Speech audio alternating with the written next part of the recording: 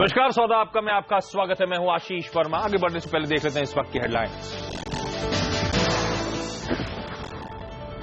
कल की तेजी के बाद आज बाजार में दबाव। सेंसेक्स निफ्टी में करीब 1/4% की गिरावट।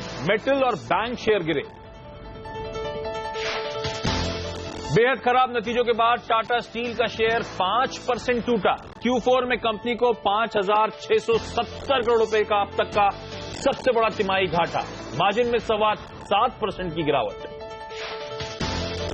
आज बजाज ऑटो के नतीजे भी कर सकते हैं सबको निराश। चौथी तिमाही में मुनाफा 16% घटने का अनुमान।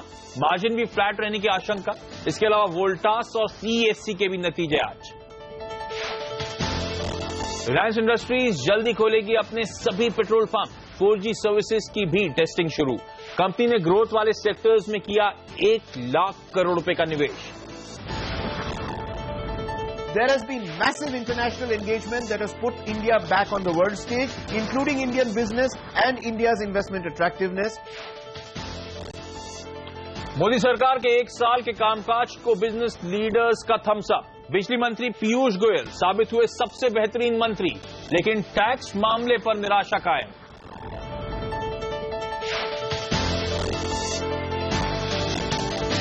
चलिए सबसे पहले इंडियन मार्केट्स का एक चेक कर लीजिए। इससे पहले हम आपके सवाल जवाब के सिलसिले पर आगे बढ़ें। भारतीय बाजारों में आज हल्के दबाव के साथ, कमजोरी के साथ इनफैक्ट ट्रेड्स देखने को मिल रहे हैं। ग्लोबल सेटअप बहुत ज्यादा कंड्यूसिव नहीं था। यूरोपियन मार्केट्स एकदम सपाट, लो लेवल्स, हालांकि एक रिकवरी थी लेकिन अपसाइड्स कैप थे वहां पर। अमेरिकन मार्केट्स में हमने देखा था कल के परसों के क्लोजिंग लेवल्स के आसपास ही पूरे दिन कामकाज होता हुआ नजर आया था। हालांकि वो मार्केट्स अपने ऑलमोस्ट लाइफ हाइज के आसपास कामकाज कर रहे हैं, उन लेवल्स के आसपास अटकते हुए नजर आ रहे हैं। चाइना का आज सुबह जो आंकड़ा आया, HSBC PMI फ्लैश PMI, उम्मीद से कम, कॉन्ट्रैक्शन की उम्मीद थी लेकिन उससे भी कमजोर आंकड़े आते हुए नजर आए। तो ग्लोबल सेटअप बहुत ज्यादा सपोर्टिव नहीं था भारतीय बाजारों में आज। फिर उसके बाद से शुरुआत से अब धीरे धीरे करके कमजोरी क्रीपिन होती हुई मुनाफावसूली का दबाव है। ध्यान रखें, वैसे इंटरेस्टिंगली हमने 8,000 सब 8,000 के लेवल से 8,400 का सफर तय किया है मेरे ख्याल से मैं 9-10 ट्रेडिंग सेशंस में, और अब इन लेवल्स के आसपास कुछ हद तक अटकना वाजिब भी था। 1/3% के आसपास सेंसेक्स कमजोर है। निफ्टी में ऑलमोस्ट 1/3 से आधे % के आसपास का दबाव है। निफ्टी इस समय 8,400 के नीचे 83, 89, 83, 90 के लेवल्स के आसपास आपको ट्रेड करता हुआ नजर आएगा। ब्रॉडर मार्केट्स में भी आज मोमेंटम लूज आउट होता हुआ, स्टीम लूज आउट होती हुई नजर आएगी। मिड कैप्स तो कल ही फोकस में थे जब वो मोमेंटम लूज आउट हो रहा था। वो पॉकेट एकदम सपाट लाल निशान में भी इनफैक्ट दिन के दौरान कामकाज कर रही थी। मिड कैप्स में आज भी प्रेशर है और दिन के लोज के आसपास ये पॉकेट ट्रेड कर रही है। आधे % के आसपास की मिड कैप इंडेक्स में कमजोरी, स्मॉल कैप्स में भी ऑलमोस्ट आधे % के आसपास का दबाव, और ये दोनों ही बेंचमार्क्स मिड कैप और स्मॉल कैप्स के दिन के लोज पर इस समय ट्रेड करते हुए, और ये पूरी तरह से मूड रिफ्लेक्ट हो रहा है एडवांस डिक्लाइन में। आपकी स्क्रीन पर हर एक बढ़ने वाले के सामने 2 स्टॉक्स ऐसे हैं जो कमजोरी के साथ कामकाज करते हुए, यानी कि जो कुल शेयर ट्रेड हो रहे हैं इस समय 2/3 शेयर उसमें लाल निशान पे इस समय ट्रेड कर रहे हैं। कौन सी पॉकेट्स में दबाव में? सबसे इंपॉर्टेंट बैंक्स में प्रेशर आता हुआ। बैंक निफ्टी इस समय इनफैक्ट 3/4% के आसपास की कमजोरी के साथ ट्रेड कर रहा है, और उसमें भी PSU बैंकिंग साइड में अनवाइंडिंग का प्रेशर ज्यादा है। PSU बैंकिंग पॉकेट में इसलिए भी हाईलाइट कर रहा हूं क्योंकि बीते हफ्ते आपको याद होगा ऑलमोस्ट 9% के आसपास PSU बैंक इंडेक्स में गेन्स आए थे। अब वो अनवाइंडिंग का प्रेशर सीवियर होता हुआ, और इस बैकड्रॉप में भी कल ध्यान रखें स्टेट बैंक ऑफ इंडिया, सबसे दिग्गज बैंक, अपने तिमाही रिजल्ट्स घोषित करने वाला है, और उससे पहले यहां पे interest rate nervousness creep in होती हुई। तो बैंक्स प्रेशर में, मेटल से दबाव। मेटल से तो ऑब्वियसली दबाव इसलिए क्योंकि टाटा स्टील का स्टॉक आपकी स्क्रीन पर आएगा। कल के कमजोर रिजल्ट्स, एक्सपेक्टेशंस थी म्यूटेड परफॉर्मेंस की, लेकिन उससे भी कहीं कमजोर ऑपरेशनल वीकनेस इस नंबर्स में देखने को मिल रही है। इंडियन मार्केट्स बेहद चैलेंजिंग इस कंपनी के लिहाज से। 5-5.5% दिन के लोज पे इस समय ट्रेड्स, कोई रिवाइवल नहीं स्टॉक का, अच्छा खासा प्रेशर झेलता हुआ, और ऑफलेट जो अपमूव्स आए थे उसके बाद एक सीरियस अनवाइंडिंग यहां पे आपको देखने को मिलेगी। तो बैंक्स, मेटल्स, इसके अलावा एक और heavyweight pocket oil and gas, वो प्रेशर में 3/4% के आसपास का दबाव वो पॉकेट झेलती हुई, और FMCG में दबाव है 2/3% के आसपास का दबाव वो पॉकेट झेल रही है। IT इंटरेस्टिंगली कल का स्टार परफॉर्मर था। कल IT और बैंक्स दोनों में खरीदारी थी। हालांकि IT में हमने देखा था कल सिग्निफिकेंट मूव्स आते हुए। IT में अभी भी मोमेंटम इंटैक्ट है, हालांकि स्टीम लूज आउट होती हुई नजर आएगी आपको, लेकिन ये इंडेक्स अभी भी हरे निशान के साथ ट्रेड करता हुआ। क्विकली स्टॉक स्पेसिफिक एक्शन पर नजर डालिए। इससे पहले मैं सवाल जवाब के सिलसिले पर मूव करूं, टाटा स्टील में दबाव के साथ ऑब्वियसली निफ्टी का टॉप लूजर है, लेकिन इसके अलावा PSU बैंकिंग साइड से bank of Baroda, private sector banking PSU में बैंक ऑफ बड़ौदा, PNB को भी ऐड कर लीजिए। प्राइवेट सेक्टर में येस बैंक जैसे काउंटर्स में अच्छा खासा प्रेशर आज के ट्रेडिंग सेशन में देखने को मिल रहा है। 2 से 3% के आसपास की कमजोरी है।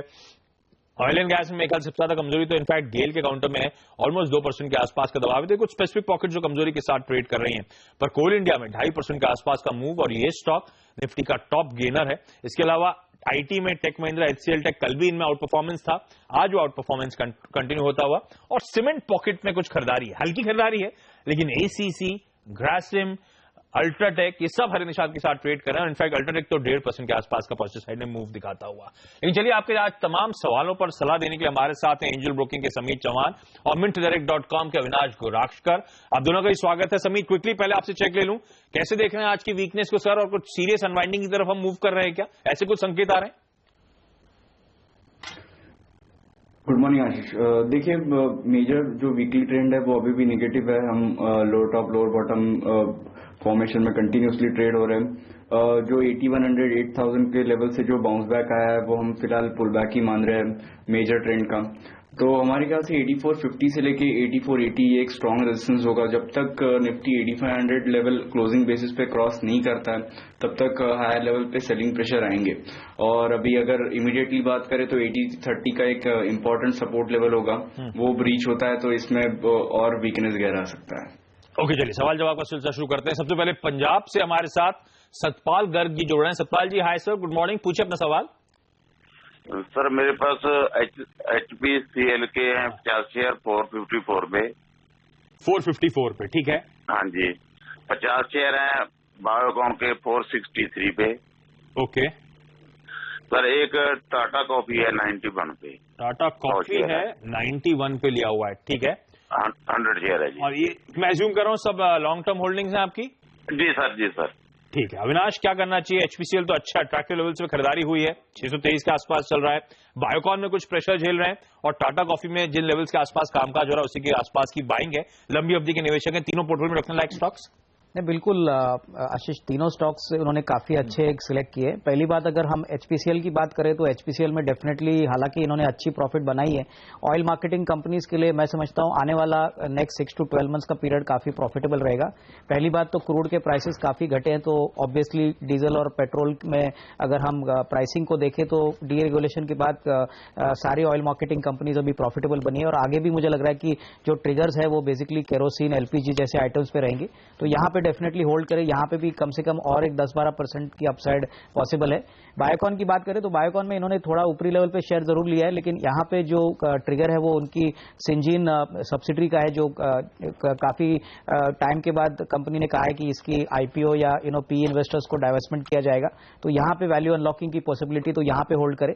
और क्लियरली मेरे ख्याल से आई थिंक लॉन्ग टर्म का नजरिया रखते हैं तो डेफिनेटली इसमें अच्छा पैसा बनेगा।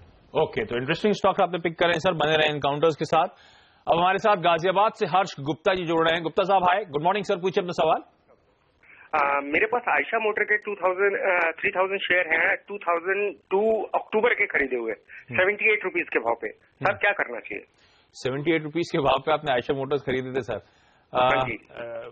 मेरे ख्याल से इस पर भी अविनाश से ही कॉल लेना पड़ेगा। अविनाश, आयशा मोटर्स इनके पास लंबी अवधि से पड़ा हुआ है, एक सवाल ऑब्वियसली उठता होगा, तगड़ा मोमेंटम इस काउंटर ने देखने को दिखाया है, तो क्या एक प्रॉफिट बुकिंग करनी चाहिए या फिर अभी भी लगता है ग्रोथ इंटैक्ट है, अभी भी यहाँ से अच्छे शेयर प्राइस के लिहाज से अप मूव्स देखने को मिलेंगे तो होल्ड करें? नहीं, मुझे लग रहा है कि आशीष, इन्होंने जिस प्राइस पे लिया है मेरे ख्याल से मार्जिन ऑफ सेफ्टी काफी है, तो थोड़ा सा प्रॉफिट बुकिंग अगर ये करते हैं और अपना कैपिटल निकालते हैं तो कोई दिक्कत नहीं, क्योंकि काफी बड़ी क्वांटिटी इन्होंने ली है। लेकिन अगर प्रोस्पेक्ट्स की बात करें तो आयशर मोटर्स ने बढ़िया नंबर्स हाल ही के क्वार्टर में दिखाया, ऑलमोस्ट 30% ग्रोथ टॉप लाइन में दिखाई है और 40% ग्रोथ बॉटम लाइन में। और ये मोमेंटम डेफिनेटली कंपनी का आगे भी रहेगा, क्योंकि जिस सेगमेंट में कंपनी ऑपरेट करती है, जैसे निश मोटर बाइक बुलेट सेगमेंट में कंपनी का मार्केट शेयर काफी बड़ा है। क्लियरली आई मीन इनकी ऑर्डर बुक बहुत स्ट्रांग है। और कमर्शियल व्हीकल सेगमेंट की बात करें तो यहाँ पे भी मोमेंटम पॉजिटिव है। जिस प्रकार की ग्रोथ मोमेंटम हम CV सेल्स में देख रहे हैं, मुझे लग रहा है आने वाला साल कम से कम 12 to 15 मंथ्स में यहाँ से भी अच्छी अपसाइड मिलेगी। डेफिनेटली इनको होल्ड करना चाहिए, अच्छी प्राइस मिलेगी, लेकिन थोड़ा बहुत प्रॉफिट बुक करेंगे तो मेरे ख्याल से थोड़ा पैसा on the table he can also an cash. और हर्ष जी, मेरे ख्याल से आपको हमसे कुछ पूछने की जरूरत है नहीं, जिस तरह का निवेश आपने करा, जिस तरह का मोटा पैसा बना रहे हैं, आपको तो हमारे साथ एक्सपर्ट के तौर पर अविनाश के साथ बैठना चाहिए। लेकिन इस काउंटर में आप बने रहें, तगड़ा मोमेंटम अभी भी इंटैक्ट है और आप तगड़ा पैसा कमा रहे हैं, तो बिल्कुल निश्चिंत रहें। चलिए, लेकिन आपको बता दूं, हर शुक्रवार यानी कि अब तो कल ही सौदा आपका में हम लेकर आते हैं आपके लिए लेडीज स्पेशल। तो शुक्रवार को सभी महिला दर्शक शेयरों से जुड़ी परेशानियों को दूर करने के लिए हमें कॉल करें। 1800-209-7890 पर आप कॉल कर सकती हैं, या फिर चाहे तो आप SMS कर सकते हैं। तो ऐसे लिखकर स्पेस दें और अपना जो सवाल है उसे 51818 पर SMS कर दें।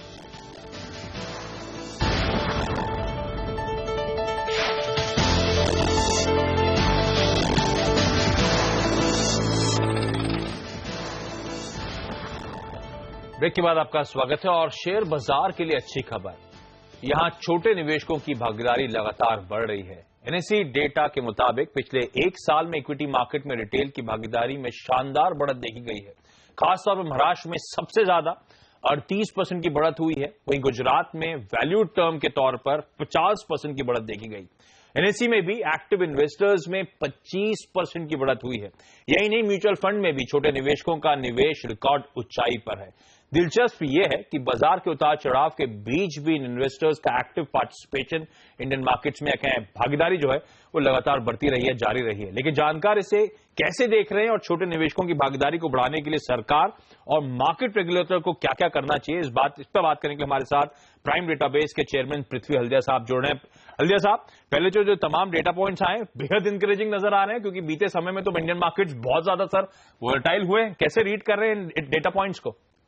नहीं, जो आपने फिगर कोट किया है रिटेल इन्वेस्टर्स की ग्रोथ का 25% जो एनएसई की रिपोर्ट है, हाँ।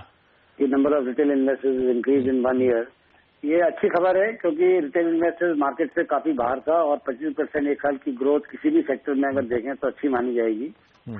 तो ये एक डायरेक्शन दिखा रहा है कि रिटेल इन्वेस्टर्स वापस मार्केट में आ रहे हैं या नए इन्वेस्टर जुड़ रहे हैं।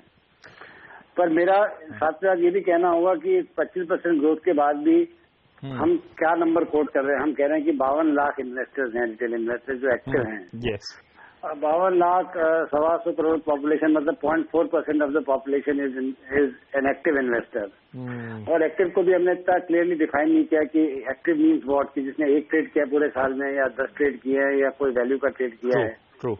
तो हालांकि ग्रोथ अच्छी है, पर ये नंबर जो है वो अभी ग्रॉस नंबर जो 52 लाख का जो दिया है वो बहुत कम है। और हमें सबको ये मतलब ये चिंता की बात है कि ये नंबर को कैसे ग्रो किया जाए, ताकि जो गैप, पहली बात तो आपका गैप है बिटवीन द रजिस्टर्ड क्लाइंट्स जो डिपॉजिटरीज या स्टॉक एक्सचेंज, उसके अंदर करीब 2.5 करोड़ है। उसमें से अगर खाली 50 लाख ट्रेड कर रहे हैं तो 150 आपके रजिस्टर्ड क्लाइंट्स ट्रेड कर रहे हैं। तो एक तो ये चिंताजनक बात है कि बाकी 2 करोड़ लोग क्या कर रहे हैं। दूसरी बात यह है कि ये 2.5 करोड़ का फिगर भी देखा जाए तो बहुत छोटा फिगर है, और इस 2.5 करोड़ के फिगर को कैसे आप 6 करोड़ 7 करोड़ 8 करोड़ पे लेके जाएं। तो आई थिंक अभी बहुत रास्ता बहुत लंबा है। शुरुआत अभी अच्छी हुई है। अगर इकोनॉमी ठीक रही, मार्केट अच्छा रहा, नीति अच्छी रही, तो लगता है कि रिटेल इन्वेस्टर और मार्केट में आएंगे, क्योंकि उनके पास सेविंग्स हैं, वो डिपॉजिट्स में जा रही है, गोल्ड में जा रही है, रियल एस्टेट में जा रही है। उसे चैनलाइज करना इक्विटी की तरफ, चैनलाइज करने की तरफ है। तो अगर सब मूड सेंटीमेंट अच्छा रहा, फ्रॉड नहीं हुए, स्कैम नहीं होते हैं, कॉन्फिडेंस बना रहता है, तो रिटेल इन्वेस्टर्स को लाना चाहिए। ये मैं मानता हूँ, चाहे वो म्यूचुअल फंड के थ्रू आए या वो डायरेक्टली मार्केट में आए। अच्छा पृथ्वी, ये बात सच है कि एक अच्छी खबर तो यह है कि अच्छा खासा ग्रोथ देखने को मिल रहा है, एक्टिव पार्टिसिपेशन बढ़ रहा है, रिटेल मार्केट में उतर रहा है। एब्सोल्यूट पिक्चर में आप जरूर सही कह रहे हैं कि बहुत ही मिनिस्क्यूल पोर्शन है अभी भी जो मार्केट में ट्रेड कर रहा है, यानी कि अभी भी डेप्थ बढ़ाने के बहुत ज्यादा मौके हैं, बहुत कुछ करना चाहिए। तो ऐसे में सरकार को, ऐसे में रेगुलेटर्स को क्या कोई स्टेप उठाने चाहिए जिसके चलते रिटेल का पार्टिसिपेशन इंडियन इक्विटी मार्केट में बढ़े? अगर हाँ, तो क्या स्टेप्स होने चाहिए सर?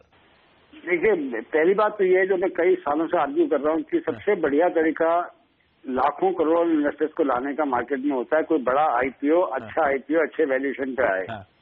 हमने जब भी रिटेल इन्वेस्टर्स की ग्रोथ देखी है मार्केट के अंदर, तो वो किसी बड़े आईपीओ के द्वारा ही देखी है।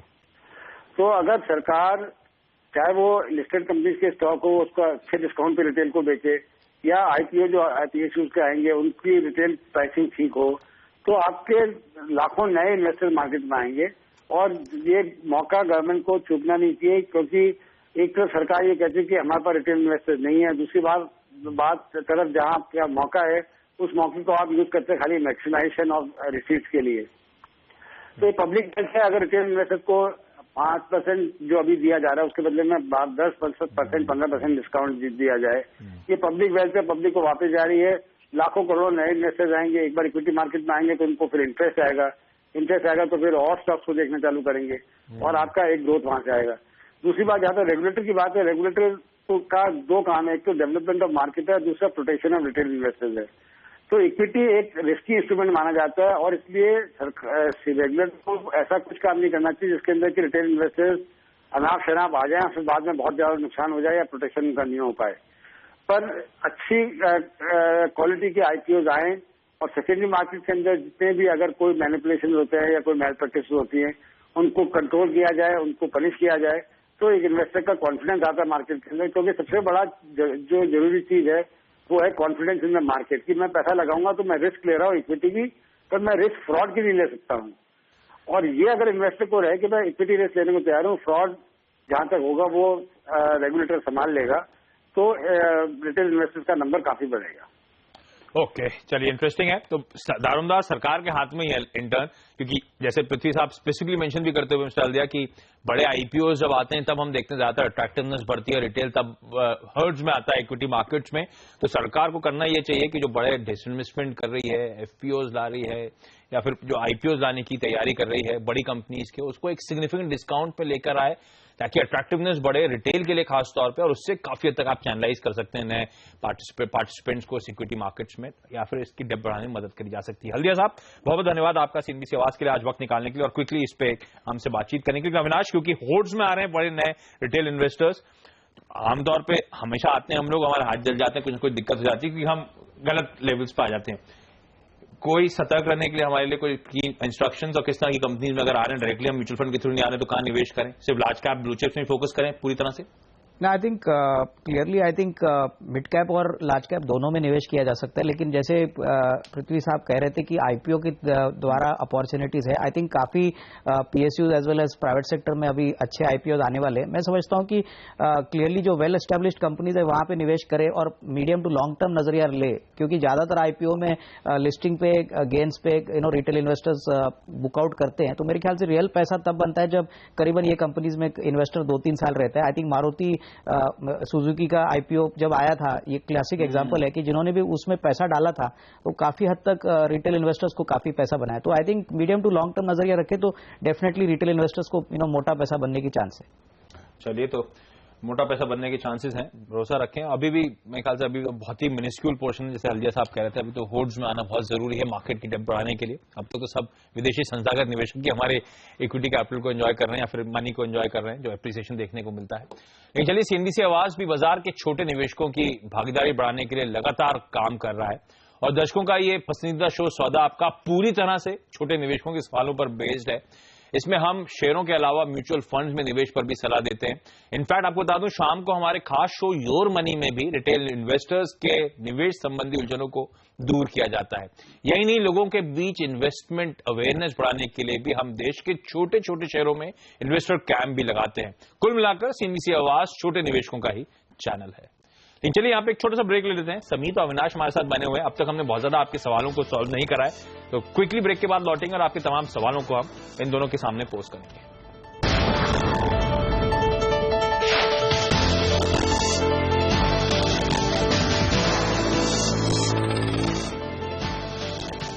ब्रेक के बाद आपका स्वागत है और अब रुक करते हैं यूपी की तरफ। सहारनपुर से हमारे साथ चंदन जी जुड़ रहे हैं। चंदन जी, हाय, गुड मॉर्निंग, पूछिए अपना सवाल। गुड मॉर्निंग सर, मेरे पास एसबीआई का शेयर है, 350 शेयर है 215 की रेट से। ओके, मैं इसको और 3 साल के लिए होल्ड करना चाहता हूँ, तो क्या ये एडवाइजेबल है? इसको होल्ड करने से फायदा होगा? अच्छा, एसबीआई पे तो मैं सवाल इनफैक्ट समीत और अविनाश दोनों से लूंगा। समीत, क्विकली पहले तो आप बताएं चार्ट्स कैसी लग रही हैं, कल रिजल्ट से पहले किस तरह से अप्रोच कर रहा है, चार्ट्स में कोई स्ट्रेंथ है? क्योंकि आज तो वो एक्शन फिजल आउट हो रहा है। देखिए, 3 से 4 दिन पहले इसमें एक ब्रेकआउट आया था अराउंड 270, 272, वहां से इसने अच्छी खासी मूवमेंट दी है। बट अभी फिलहाल 295 का इसका एक मेजर रेजिस्टेंस है, at least in the near term, तो वो रेजिस्टेंस काफी क्रूशल होगा। इन केस अगर 295 ये सरपास कर पाता है क्लोजिंग बेसिस पे, तो इसमें मोमेंटम कंटिन्यू रहेगा। बट फिलहाल के लिए तो मुझे लग रहा है कि ये स्टॉक की एक नियर टर्म रेंज हो सकती है 295 से लेके 275, 280। ओके, अच्छा, अब अविनाश, चंदन जी का जो एक्चुअल सवाल है, एसबीआई 215 की बाइंग अट्रैक्टिव है, बाइंग लेवल्स तो 3 साल के रखना चाहते हैं, रखें? आई थिंक बिल्कुल एसबीआई में डेफिनेटली एसेट क्वालिटी हमने प्रीवियस क्वार्टर भी अच्छी देखी थी और होपफुली अगर कल के रिजल्ट्स में एसेट क्वालिटी अगर और भी ठीक ठाक होती है, हमने पीएसयू बैंक्स में एसेट क्वालिटी दिस टाइम काफी अच्छी दिखी है, तो क्लियरली आई थिंक ये ट्रेंड अगर फॉलो अप होता है तो मेरे ख्याल से डेफिनेटली 2 से 3 साल का इनका नजरिया है। तो ऑब्वियसली एक मैक्रो कॉल है। आई मीन मेरे हिसाब से in the next 3 years Indian economy जिस प्रकार से ग्रोथ मोमेंटम पकड़ेगी, जीडीपी का ग्रोथ, आईआईपी के आंकड़े, मैं समझता हूं कि एक बार मैक्रो नंबर्स इंप्रूव होंगे तो डेफिनेटली डेफिनेटली उसको आप SBI में मिरर कर सकते हैं, क्योंकि SBI की नेटवर्क और क्लियरली एसेट साइड और बैलेंस शीट साइड इतनी बड़ी है, तो क्लियरली इसमें बड़ा पैसा तब बन सकता है जब निवेशक थोड़ा सा लंबा सोचे, जैसे इन्होंने सोचा है। तो डेफिनेटली इनको होल्ड करना चाहिए, मेरे ख्याल से it would be a good decision. बहुत इंपॉर्टेंट देने का उस लिहाज से, क्योंकि SBI अपने तिमाही रिजल्ट घोषित करेगा, जैसे अविनाश हाईलाइट कर रहे हैं। पिछले 2 क्वार्टर से मेरे ख्याल से एसेट क्वालिटी बाजार उम्मीद से बेहतर ही रही है, इंप्रूवमेंट देखने को मिला है। लेकिन कल जब ये नंबर्स आएंगे तो न सिर्फ PSU बैंकिंग के लिहाज से, बैंक निफ्टी के लिहाज से, बल्कि ओवरऑल मार्केट्स के मूड के लिहाज से बहुत इंपॉर्टेंट हो सकते हैं। मेक और ब्रेक हो सकता है उस लिहाज से, क्योंकि मार्केट वैसी जिस जंक्चर पे SBI के रिजल्ट उसके लिए और द मोर इंपॉर्टेंट हो गए। लेकिन चलिए अब हमारे साथ गाजियाबाद से आयुष्मान साहब जुड़ रहे हैं। आयुष्मान साहब हाय, गुड मॉर्निंग सर, पूछिए अपना सवाल। सर गुड मॉर्निंग, मैं आयुष्मान बोल रहा हूँ। हाँ जी सर। सर मेरे पास IDFC के 230 शेयर है 142 के भाव के। ठीक है। और टाटा मोटर्स के 50 शेयर है 520 के भाव के। सर मैं इसको 2 से 3 साल रख सकता हूँ, तो बताएंगे काइंडली इनका फ्यूचर क्या है, इसको रखना चाहिए कि अभी बेच दूं, क्योंकि मार्केट इस समय सर बहुत अभी समय वॉलेटाइल मार्केट है। ओके, मैं दोनों से एक सवाल लूंगा। IDFC समीत आपसे लेना चाहूंगा, क्या लग रहा है चार्ट्स पे लंबी अवधि के लिहाज से अट्रैक्टिव लग रहा है ये काउंटर? यस, अगर आप medium to long term chart structure देखें तो डेफिनेटली वो पॉजिटिव है। हर एक डिक्लाइंस में इसमें बाइंग हो रही है। फिलहाल इसने जो अपमूव देखी थी 140 से लेकर 190, ये तो फिलहाल करेक्टिव फेज है।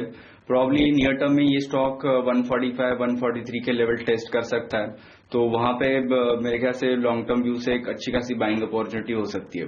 तो नियर टर्म की बात करें तो थोड़ा पेन में रहेगा, बट लॉन्ग टर्म चार्ट्स अभी भी पॉजिटिव है। वैसे भी इसके साथ तो एक बड़ा दिक्कत की बात है, सितंबर अक्टूबर के बाद जब बैंक में ट्रांजिशन हो जाएगा तो मेरे ख्याल से अट्रैक्टिवनेस स्टॉक की वैसे भी बढ़ती हुई नजर आएगी। अविनाश, लेकिन टाटा मोटर्स ऑफलेट अपने हाई से करेक्शन दिखा रहा है, और अब तो चाइना को लेकर बड़े सिग्निफिकेंट चैलेंजेस सामने आ रहे हैं। कहा जा रहा है बड़ी तगड़ी डीग्रोथ हो रही है, जो कि सबसे अट्रैक्टिव ल्यूक्रेटिव मार्केट था JLR के लिए।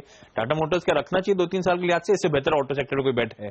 I think Tata Motors definitely रखना चाहिए। हालांकि चाइना में थोड़ा सा ग्रोथ मोमेंटम स्लो डाउन हो चुका है, लेकिन आई थिंक अगर हम डोमेस्टिक मार्केट की बात करें आशीष, तो कमर्शियल व्हीकल स्पेस में जिस प्रकार का मोमेंटम हमने देखा है, शायद FY 16 और 17 में होपफुली इंडस्ट्री ग्रोथ करीबन डबल डिजिट में होगी, और यहाँ पे करीबन 65% का market share Tata Motors enjoy करता है सीवीज में। तो यहाँ पे डेफिनेटली डोमेस्टिक मार्केट से इस साल काफी ग्रोथ अच्छी आएगी।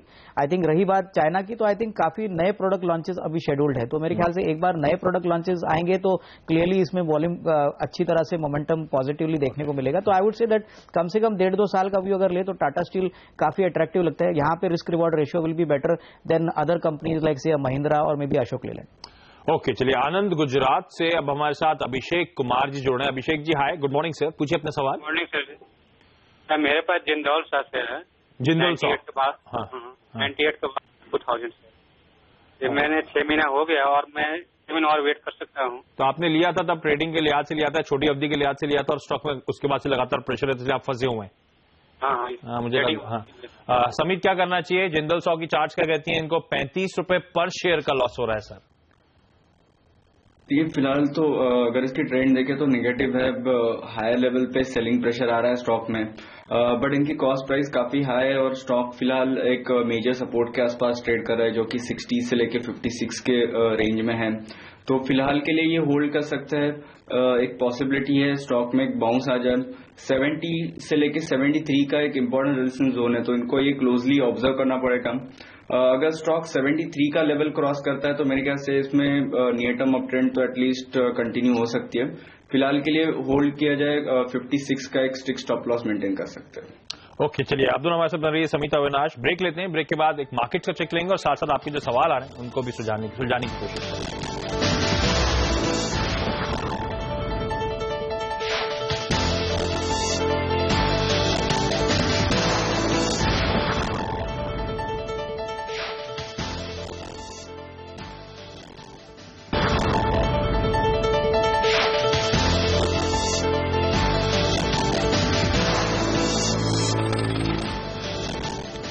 ब्रेक के बाद आपका स्वागत है, और अब हमारे साथ श्रीनगर से इजाज अहमद साहब जुड़े हैं। इजाज जी हाय, गुड मॉर्निंग सर, पूछिए अपना सवाल।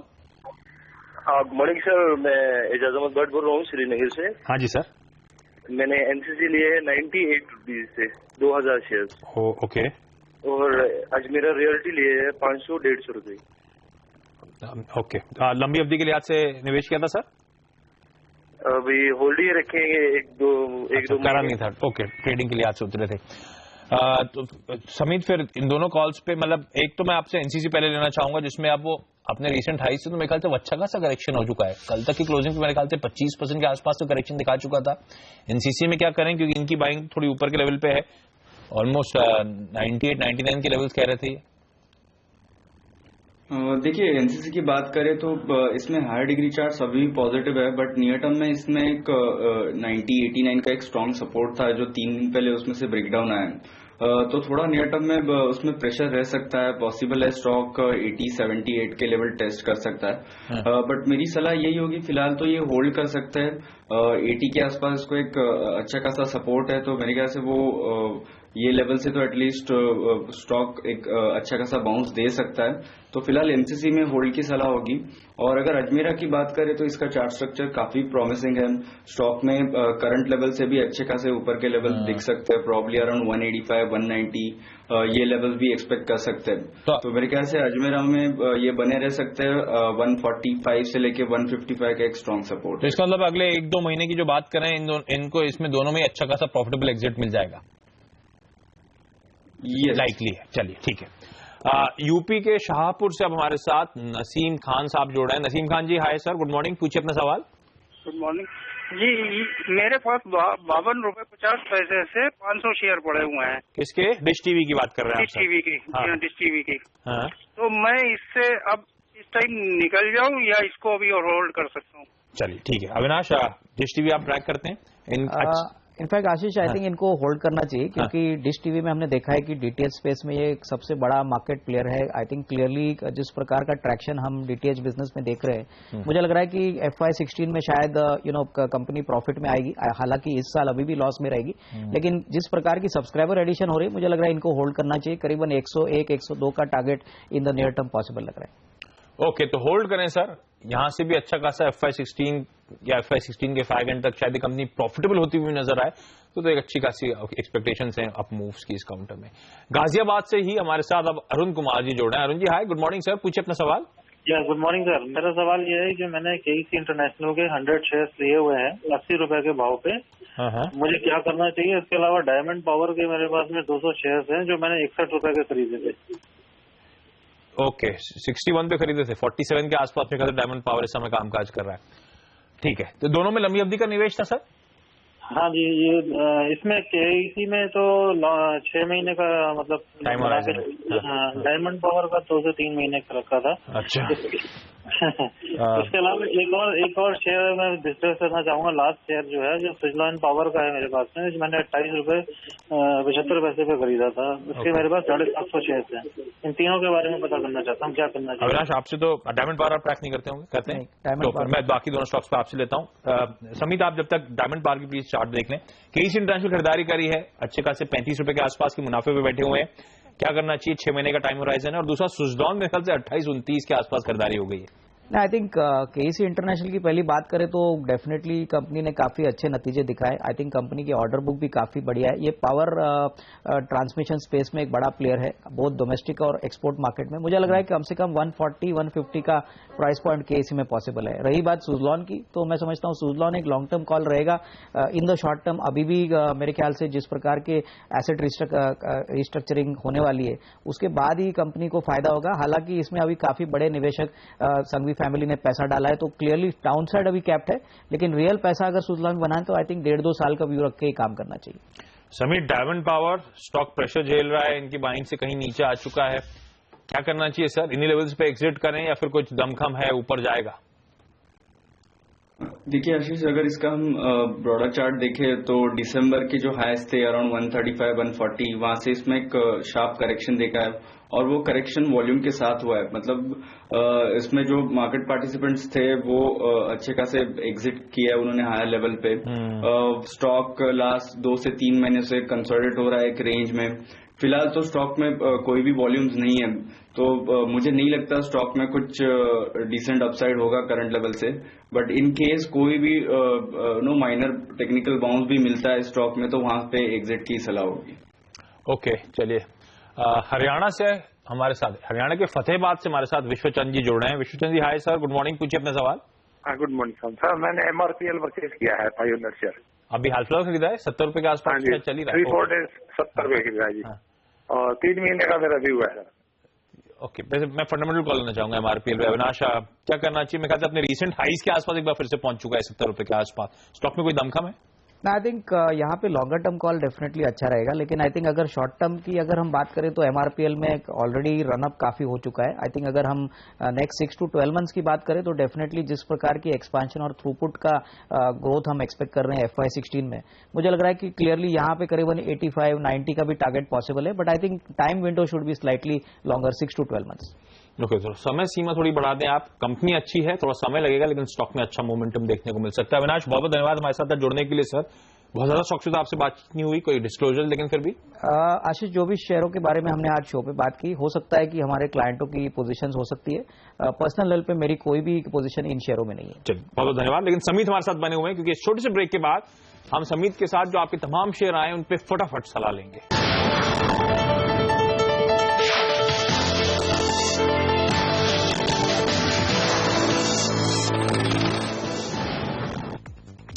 ब्रेक के बाद आपका स्वागत है और हमारे साथ समीत चौहान एंजल ब्रोकिंग के बने हुए हैं। और अब शुरू करते हैं स्टॉक्स फटाफट। डायरेक्टर साहब ने हमें मेरे ख्याल से सिर्फ 4 मिनट का समय दिया है। समीत, क्विकली पहला सवाल आया है लातूर से रविंद्र शाह जी का। TCS है 150 शेयर 615 रुपए पे, होल्ड करें या बेच दे जाना चाहते हैं?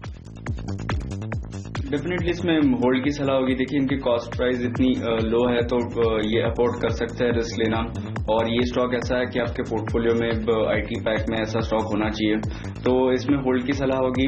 पॉसिबल है नियर टर्म में ये थोड़ा कंसर्ट हो जाए स्टॉक। लखनऊ से राहुल मिश्रा जी का सवाल, इलाहाबाद बैंक 300 शेयर 100 रुपए की औसत प्राइस पे खरीदारी।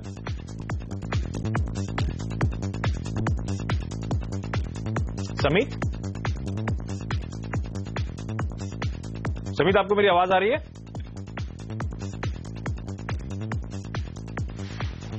हमारे फटाफट के समय ही समीत से हमारा लिंक टूट गया है, बातचीत नहीं हो पा रही है। प्लीज अगर हम कोशिश कर सकें, अगर 2 मिनट भी आखिरी के बच्चे हों, कोशिश करेंगे उस वापस रीइंस्टेट करने के लिए उस लिंक को, लेकिन तो तमाम स्टॉक्स पे आपकी क्वेरीज जल्द से जल्द रिजॉल्व करने की कोशिश रहेगी। सेंसेक्स में लेकिन इस समय ध्यान रखें 1/4% के आसपास की कमजोरी, निफ्टी में 1/4% के आसपास का दबाव है। तो दिन के लो से, इनफैक्ट जब हमने कार्यक्रम की शुरुआत करी थी तो मेरे ख्याल से प्रेशर ज्यादा था, तो उन लोअर लेवल से जब 1/3% के आसपास का दबाव था, 1/4 रह गया है, तो कुछ हद तक प्रेशर कम होता हुआ नजर आया। कुछ हद तक लोअर लेवल से हल्की सी रिकवरी कहना चाहिए, हालांकि अभी भी लाल निशान और 1/4% के आसपास का दबाव है। समीत से शायद हमारा संपर्क वापस आ चुका है। समीत, आप मेरी आवाज सुन सकते हैं सर? यस, मैं सुन सकता हूं। समीत, लखनऊ से राहुल मिश्रा, इलाहाबाद बैंक 300 शेयर 100 रुपए के औसत प्राइस पे खरीदारी। देखिए, पॉसिबल है PSU बैंकिंग में नियर टर्म में थोड़ा और पेन हो सकता है। पॉसिबल है ये कंसर्ट हो अभी आने वाले कुछ 2 से 3 महीने में, बट थोड़ा अगर लॉन्गर व्यू रखते हैं तो डेफिनेटली इसमें बने रह सकते हैं। अहमदाबाद से फैजल साहब का सवाल, मारुति 5000 शेयर हैं 1245 पे खरीदारी हुई है। देखिए, मारुति में भी सेम सलाह होगी जैसे TCS में दी थी।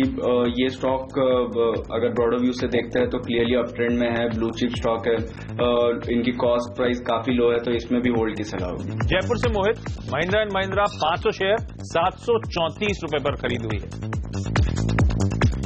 मेरे ख्याल से ये भी सिमिलर क्वेश्चन होगा। देखिए, M&M की अगर बात करें तो फिलहाल एक कंसोलिडेशन फेज है 1350 से लेके 1100। आने वाले कुछ दिनों के लिए कंटिन्यू हो सकती है, बट हमें लग रहा है कि आने वाले 6 to 8 मंथ में ये स्टॉक अच्छे खासे रिटर्न्स दे सकता है, प्रॉब्ली बियॉन्ड 1400 1450। जयपुर से दीपेश जी का सवाल, बजाज ऑटो के 7 शेयर हैं इनके पास, 2153 की बाइंग है। देखिए, बजाज ऑटो में हमने जो रिसेंट करेक्शन देखा था अब अराउंड 1900 तक, वो हॉल्ट हो गया, तो प्रॉब्ली ये एक बेस फॉर्मेशन के प्रोसेस में है स्टॉक। फिलहाल तो एक 2200 तक इसका बाउंस आया है। आने वाले कुछ दिनों में 2050 का एक स्ट्रॉन्ग सपोर्ट माना जाएगा, स्टॉक ये लेवल होल्ड कर पाएगा, और 2250 के ऊपर स्टॉक 2350 2380 जा सकता है। ओके, वर्धा से मिलिंद जैन, अशोक लेलैंड 1000 शेयर 60 रुपीज की बाइंग है। डेफिनेटली इसमें भी बने रहना चाहिए। 65 का एक प्रोटेक्टिव स्टॉप लॉस होगा, ये स्टॉप लॉस से ये बने रह सकते हैं। जब भी स्टॉक उसका प्रीवियस हाई 77 78 का लेवल सरपास कर पाएगा, इसमें 85 से लेके 88 तक हम अच्छा खासा ट्रैक्शन देख सकते हैं। मुंबई से सुरेश शाह, मदरसन सुमी 2000 शेयर 150 ही खरीद है यहाँ पर। देखिए ये भी ऐसा स्टॉक है जो क्लियरली अप ट्रेंड में है। ग्रेजुअली स्टॉक ने लास्ट 6 to 8 मंथ में अच्छा खासा एप्रिसिएशन देखा है। इसमें भी बने रह सकते हैं। अगर नियर टर्म का व्यू रखते हैं तो ये थोड़ा प्रॉफिट बुक कर सकते हैं बिलो 460, अदरवाइज इसमें होल्ड की सलाह होगी। ओके, पटना से मोहित चौबे, हीरो मोटोकॉर्प 90 शेयर्स हैं, 1886 की खरीद है, जानना चाहते हैं फ्यूचर कैसा है। देखिए हीरो मोटोकॉर्प में भी बजाज ऑटो के जैसे ही सिमिलर व्यू होगा। इसमें फिलहाल एक 2600 2650 का नियर टर्म रेजिस्टेंस है। स्टॉक ये लेवल क्रॉस कर पाता है तो इसमें 2800 2850 आने वाले कुछ दिनों में जाने का पोटेंशियल है। फिलहाल तो इसकी रेंज है 2600 से लेके 2400 की। इसमें भी डेफिनेटली होल्ड की सलाह होगी। सिक्कर से धर्मपाल जी का सवाल, डीसीबी 100 शेयर्स 56 की खरीद, ये लास्ट सवाल होगा। देखिए ये स्टॉक इनके कॉस्ट प्राइस से डबल हुआ है और मेरे ख्याल से ये एक मिड साइज बैंक है जहां पे ये आउट परफॉर्म कर रहा है क्लियरली बाकी सब बैंक्स को। इसमें बने रहना चाहिए। स्टॉक क्लियरली अप ट्रेंड में चल रहा है। 125 126 का एक रिसेंट ब्रेकआउट आया था। नियर टर्म में हम इसमें 144 से लेके 148 के टारगेट दिख रहे हैं। ओके समीर, चलिए बहुत बहुत धन्यवाद और थैंक यू। इतने सारे सवाल आपने फटाफट ले लिए हमारे लिए। क्यों डिस्क्लोजर्स? देखिए आशीष, जो भी हमने स्टॉक्स अभी डिस्कस किए इसमें हमारे क्लाइंट्स की पोजीशन हो सकती है। मेरा कोई भी पर्सनल इंटरेस्ट नहीं है इसमें। Thank you so much sir. चलिए लेकिन यहाँ पे ले लेते हैं एक छोटा सा ब्रेक। ब्रेक के बाद लेकर आएंगे हमारी खास पेशकश नो योर फंड मैनेजर, जहां पे आज हमारे रडार पे है बिरला सन लाइफ।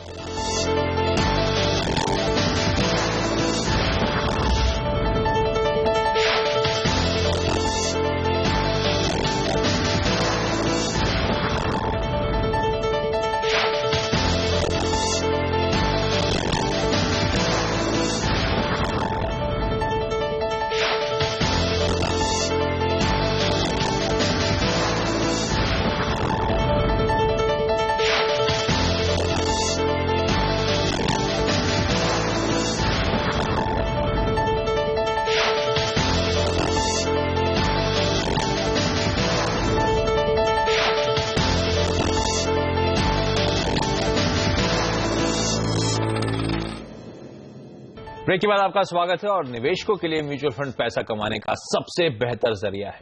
इसमें शेयर या डेट इंस्ट्रूमेंट में पैसा लगाने का फैसला फंड मैनेजर की टीम करती है। किस आधार पर शेयर या डेट इंस्ट्रूमेंट में पैसा लगाया जाए, बेहतर रिटर्न के लिए क्या हो सही पैरामीटर्स, इन सब मुद्दों पर एक फंड मैनेजर क्या सोचता है, इस पर बात करने के लिए हमारे साथ आज जुड़ रहे हैं बिरला सन लाइफ के को chief investment officer mister Mahesh Patil. Patil साहब, बहुत बहुत धन्यवाद सीएनबीसी आवाज पे वक्त निकालने के लिए आज। सबसे पहले तो ऑब्वियसली आपसे मार्केट का एक चेक लेना चाहूंगा। बड़ा वॉलेटाइल हो रहा है, बड़ा सा जब 8000 तक गया था तो लग गया था सब कुछ बिल्कुल खराब हुआ है, पिछले एक साल में तो कोई काम ही नहीं हुआ है। अब वापस जब बाउंस होने लगा तो सबको तमाम पॉजिटिव फिर से नजर आ रहे हैं। तो डायरेक्शनली मार्केट्स पे क्या कॉल ले रहे हैं आप, और 8400 के आसपास वैल्यूएशंस कैसे स्टैकअप होते हैं? ये सही बात है कि मार्केट रिसेंटली लास्ट 1-2 महीने से काफी वॉलेटाइल हुआ है। और उसके लिए 2-3 कारण है। एक तो ग्लोबली भी देखा है कि सम रोटेशन हो रहा है फंड्स का, जो लास्ट ईयर कैलेंडर ईयर में देखा जाए तो इंडिया में काफी एफआईएस का पैसा आया था। इंडिया मार्केट ने भी काफी आउट परफॉर्म किया था। अभी बाकी markets like China, Russia, Brazil थोड़ा आउट परफॉर्म कर रहे हैं, तो थोड़ा अलोकेशन मूवमेंट हुआ है globally and we have seen FI outflows. और डोमेस्टिकली भी थोड़े जो नतीजे आ रहे थे, क्वार्टरली नंबर्स थोड़े डिसअपॉइंटिंग थे। जो अपेक्षा थी कि मार्केट में इकोनॉमी में जो सुधार होगी वो थोड़ा स्लो हो रहा है। तो वो आई थिंक जो एक्सपेक्टेशन जो बिल्ड हुई थी, आई थिंक मार्केट अभी जो करेक्शन हुआ है लगभग 8-10% ऊपर से करेक्ट हुआ है, वो काफी एक्सपेक्टेशन अभी काफी नॉर्मलाइज हो गई है। और आई थिंक नतीजे भी जो आए हैं अभी मार्च क्वार्टर काफी कंपनीज के काफी हद तक आ गए। कुछ इनमें डिसअपॉइंटमेंट है, कुछ इनमें थोड़ा पॉजिटिव है। पर ब्रॉडली आई थिंक एक जो अर्निंग्स का जो फियर था, आई थिंक वो एक बार आई थिंक मार्केट से भी निकल गया है। तो अभी मार्केट यहां से आई थिंक थोड़ा कंसोलिडेट करना चाहिए। और जैसे इकोनॉमी में इंप्रूवमेंट की साइंस दिखने लगेंगी, आई थिंक मार्केट वो हिसाब से आगे जाएगा। अभी गुड अच्छी बात है कि वैल्यूएशन अभी करेक्शन होने के बाद लॉन्ग टर्म एवरेज जो है उसके आसपास अभी आ गए हैं। तो कंफर्टेबल जोन्स पे हैं अभी, कंफर्टेबल जोन में अभी अर्निंग्स ग्रोथ। अच्छा, ये जो 8000 से हम वापस 8400 पे आए, इसमें तो आप ही लोग कहाँ आते हैं? डीआईआईज नहीं पूरी तरह से फंड इन्फ्यूजन करा है इंडियन मार्केट्स में, लगातार एग्रेसिवली करते हुए नजर आए। क्या वजह रही है इसकी? क्या लिक्विडिटी बहुत ज्यादा है डीआईआईज में? और आप लोग क्या इस वक्त इनफैक्ट बड़े रिटेल पार्टिसिपेशन बढ़ता हुआ देख रहे हैं इक्विटी मार्केट की तरफ? कोई ऐसे साइंस आ रहे हैं? सो आई थिंक एक अच्छी बात देखने को मिली अभी कि वाइल एफआईज ओके जो नॉर्मली मार्केट्स में पॉजिटिव नंबर्स दिखा रहे थे एवरी मंथ, तो ये time retail participation, I would say domestic investor participation अगर इलेक्शन के बाद ओके देखा है कि धीरे धीरे मनी आ रहा है। आई मीन एवरी मंथ लगभग 5-6 हजार करोड़ म्यूचुअल फंड। कंपल्सन है इक्विटी मार्केट्स में आना ही आना है फिर ये पैसा? कंपल्सन तो है नहीं, but I think it looks like कि इक्विटी का जो आउटलुक है, लॉन्ग टर्म आउटलुक लोगों को काफी इंप्रूवमेंट दिख रहा है। एंड आगे चलते अभी तो इकोनॉमी में सुधार आए नहीं, अभी जब इकोनॉमी में मूवमेंट आएंगी, अर्निंग ग्रोथ आ जाएंगी, तो इक्विटी के रिटर्न लॉन्ग टर्म में अगर देखा जाए नेक्स्ट 3-5 साल में अच्छे होने चाहिए। मैंने से अच्छे होने चाहिए मीन जो लॉन्ग टर्म एवरेज है 14-15 का उससे अच्छे होने चाहिए। और उसके मुकाबले अगर देखें इंटरेस्ट रेट कट एक राउंड देखा है, अनदर 25 या 50 बेसिस पॉइंट रेट कट आ जाएगा, तो लोगों के लिए अगर लॉन्ग टर्म इन्वेस्टमेंट डालना है, और गोल्ड और रियल एस्टेट जो जहां पे ट्रेडिशनली इंडियन रिटेल लोगों का जो पैसा गया है लास्ट 5-6-7 में, वहां पे भी रिटर्न्स इतनी कुछ अच्छे आने की उम्मीद नहीं है। तो वो मुकाबले आई थिंक इक्विटी में रिटर्न्स नेक्स्ट फ्यू ईयर्स में कंटिन्यू रहेंगे। आई मीन और लोगों का ओवरऑल ओनरशिप ऑफ इक्विटी है इंडियन रिटेल इन्वेस्टर्स का, वो बहुत ही कम है अभी तक। बिल्कुल नेग्लिजिबल पार्टिसिपेशन। तो उसके मुकाबले वो करेक्शन आई थिंक अगले कुछ सालों में होगा, तो that money will come in. But ऐसा नहीं है कि पैसा लिक्विडिटी आते रहेंगे तो मार्केट ऊपर जाएंगे। आई थिंक फंडामेंटल्स भी कैचअप होने चाहिए, विच आई थिंक हम लोग की उम्मीद है कि दिस ईयर FY16 में आई थिंक गवर्नमेंट स्पेंडिंग जैसे जैसे बढ़ेंगी, बजट में गवर्नमेंट ने बताया है कि इन्वेस्टमेंट होगा, रेलवे में होगा, रोड्स में होगा, रोड की भी ordering, so that should provide a momentum ना, जो इकोनॉमी को जो चाहिए डायरेक्शन। अच्छा, मैं आपको बता दूं पाटिल साहब को CIO तो है ही बिरला सन लाइफ के, और इनफैक्ट उनका one of the flagship fund जो है बिरला सन लाइफ टॉप 100 फंड, वो भी सर शायद आप मैनेज करते हैं। मैं देख रहा था पिछले एक साल में अगर मैं बेंचमार्क्स का निफ्टी सेंसेक्स का रिटर्न देखूं तो 16% के आसपास का, तो उस लिहाज से तो एक तगड़ा आउट परफॉर्मेंस है, क्योंकि बिरला सन लाइफ टॉप 100 फंड का पिछले एक साल का रिटर्न 25% के आसपास का है सर। तो बेंचमार्क्स को तो काफी तगड़ी तरह से आउट परफॉर्म करते हुए नजर आए। अच्छा, इस टाइम पे मैं आपके पोर्टफोलियो को जब मैं देख रहा था, मैं जानता हूं आप स्टॉक स्पेसिफिक बात नहीं करेंगे, लेकिन एक ट्रेंड उसमें देखने को मिल रहा था। ऑफ लेट मैंने देखा इन्फोसिस, HCL टेक, जो तमाम IT कंपनीज हैं, उनमें आपने एक्सपोजर ऑफ लेट शायद बढ़ाया है, जबकि जब हाल फिलहाल जिस तरह के नंबर्स आए थे बाजार ज्यादा कंसर्न था उन नंबर्स को लेकर और आउटलुक को लेकर। आपका क्या व्यू बन रहा है IT पे, और IT को लेकर अभी भी आप क्या सिग्निफिकेंटली ओवरवेट है? सो IT में हम लोगों ने डिसअपॉइंटमेंट देखा था दिसंबर क्वार्टर में पहली बार, ओके, बिकॉज जो क्रॉस करेंसी इंपैक्ट है, बिकॉज वाइल रुपी और डॉलर देखते हैं हम लोग, बट रुपी बाकी करेंसी लाइक यूरो और पाउंड के मुकाबले काफी अप्रिशिएट हुआ था, उनका कुछ इंपैक्ट आया था नेगेटिव IT कंपनीज को। ये क्वार्टर में भी उसका इंपैक्ट आया था। सो जो टॉप लाइन ग्रोथ जो अपेक्षा थी उसके मुकाबले नतीजे कुछ लोअर थे। बट आई थिंक ब्रॉडली अगर देखा जाए अभी हमें IT स्टॉक्स काफी थोड़ा अंडर परफॉर्म किए हैं ब्रॉडर मार्केट से। एंड IT में overall I think Europe market में काफी अच्छी ग्रोथ है, US में भी आई मीन ठीक ठाक ग्रोथ है, और Indian companies I think 14-15% growth दिखा सकती है अर्निंग्स में और टॉप लाइन में अगले साल। तो वैल्यूएशंस को देखते हुए यहाँ के वैल्यूएशंस भी जो मार्केट की जो वैल्यूएशंस है लाइक HCL टेक अगर देखो समुद्री कंपनीज, इस रीसेंट करेक्शन में खरीदारी करने के मौके हैं, IT अट्रैक्टिव नजर आता है फंड मैनेजर के नजरिए से? आई वुड से अट्रैक्टिव नहीं, but it should be study. I think should be steady exposure to that space. Steady exposure without much of this. अच्छा, इंटरेस्टिंगली हालांकि आपके फंड्स का वेटेज फाइनेंशियल्स में ऑब्वियसली ज्यादा है, होता ही है, क्योंकि अक्रॉस बेंचमार्क्स में हम देखते हैं 40% के आसपास का वेटेज फाइनेंशियल्स का होता है। लेकिन इंटरेस्टिंगली आपके केस में मैं देख रहा था कई सारे प्राइवेट सेक्टर बैंक्स में आपने अपना एक्सपोजर रिड्यूस करा है सर, कोई स्पेसिफिक वजह उसके पीछे, या अट्रैक्टिवनेस कम हो गई प्राइवेट सेक्टर बैंकिंग स्पेस की और एक्सपोजर रिड्यूस कर रहे हैं, तो क्या PSU बैंकिंग साइड में आप ज्यादा बुलिश हो रहे हैं, ऐसा कुछ है, या फाइनेंशियल्स को लेकर एक्सपोजर कम होने की बात हो गई है? सो हम लोग आई मीन एक साल पहले जब भी मार्केट टर्न अराउंड दिख रहा था इकोनॉमी में, और उम्मीद थी कि फाइनेंशियल्स अच्छे करेंगे, इंटरेस्ट रेट कट होगा और वैल्यूएशंस भी, हम लोगों ने फाइनेंशियल्स का एक्सपोजर फंड में काफी हद से बढ़ा दिया था। ओके, अभी भी हम लोग फाइनेंशियल्स में पॉजिटिव है, प्राइवेट सेक्टर बैंक्स में भी थिंक पॉजिटिव है, ओके, बट वो थोड़ा ओवरवेट था, वो स्लाइटली कम हुआ होगा, इसकी वजह से आपको दिखा होगा कि प्रॉब्ली वेटेज का, बट हम लोग we are still positive on private sector banks, because private sector banks देखा है कि they continue to get increase their market share, while overall economy में क्रेडिट ग्रोथ इतनी अच्छी नहीं हो रही है, but private sector banks are able to take market share और एसेट क्वालिटी भी ठीक है, तो private sector bank still remains big overweight in our funds. Sir, आप मार्केट को लेकर कॉन्फिडेंस साउंड कर रहे हैं, ऑप्टिमिस्टिक पॉजिटिव साउंड कर रहे हैं, काफी सारे ट्रिगर्स FY16 में शायद अनफोल्ड होते हुए नजर आए, वैल्यूएशंस फंडामेंटल्स वैल्यूएशंस को कैचअप करते हुए नजर आए। एक साल हो गया मोदी सरकार को, तो एक सवाल उस पर भी लेना चाहूंगा सर आपसे। डिफरेंट कैंप्स हैं। कुछ लोग मानते हैं बहुत अच्छा परफॉर्मेंस रहा है, कुछ लोग मानते हैं बड़ा खराब था। एक फंड मैनेजर के नजरिए से बीता एक साल सरकारी गैलरी कामकाज के लिहाज से कैसा लग रहा है? So I think from a fund manager perspective, I would say that, or as a long-term investor also, that I think ये गवर्नमेंट ने lot of जो चीज कर रहे हैं वो लॉन्ग टर्म के हिसाब से कर रहे हैं। I mean, ऐसा नहीं कि इमीडिएट उसका आपको बेनिफिट आ जाएगा। Trying to for example trying to contain inflation, okay, to see that inflation remains at a particular level. अगर लॉन्ग टर्म सस्टेनेबल ग्रोथ चाहिए आपको तो lot of the basic things needs to be addressed and they are doing that, and I think they are doing that and working towards that. उसकी benefit आपको immediately market की expectation तो लोगों का कि इमीडिएटली आ जाएगी कि एक साल में हो जाएगा, बट आई थिंक जो चीज हो रही है इकोनॉमी में, ओके, जो पॉलिसी फ्रंट में जो हो रहा है उसका इम्पैक्ट आपको लॉन्ग टर्म में दिखेगा। And I think India potential तो ऑलवेज था इंडिया का, right, it's always been there, but अगर पोटेंशियल अगर ग्रोथ अपनी लॉन्ग टर्म में अगर अच्छी रहेंगी, जो काफी लोगों की उम्मीद भी है, even global if you look at investors and global economist, कि India will be one of the fastest growing market, large economy in the world. So I think from that perspective, I think I'm still comfortable. I think things are okay. और अच्छी बात यह है कि global जो economy है, crude oil prices जो नीचे आए हैं, इसके कमोडिटी प्राइसेस, इसका बेनिफिट आई थिंक इकोनॉमी को स्टिमुलस की तरह मिलेगा ये साल में। ओके, पाटिल साहब कई सारी और बातें करने की मजा आ रहा था आपसे बात करके, लेकिन समय खत्म हो गया है।